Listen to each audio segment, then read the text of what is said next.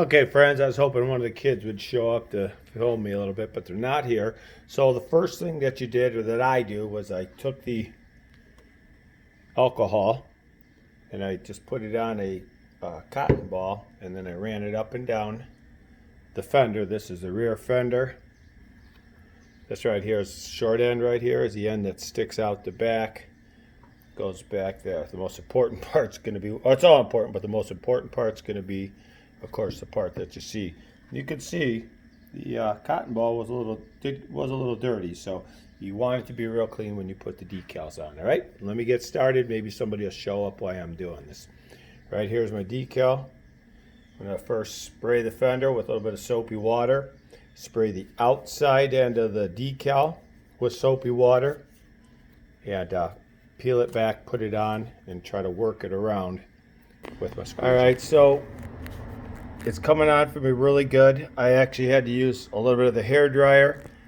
I can't video too much while I'm doing this. As you can see, I've got one or two more marks here, so they're a little bit up, so I'm gonna have to take this back up and take my squeegee and squeegee over. Then I make sure I get it all flat, and then it'll stay. And I'll run a little bit of this hair dryer over it, and that does help to make it tight. All right, so I finished it up 100% on my own. I could have used an extra hand there. It's not perfect. Well, it's actually good. I'm just a little off center on it, but it probably slid on me a little bit, but the mud flap will go back here, and this is the rear, which only this much down is actually showing, so you really won't be noticeable. So I actually did a really good job for my first time ever. But now I'm going to try to go for the front, which takes two of them.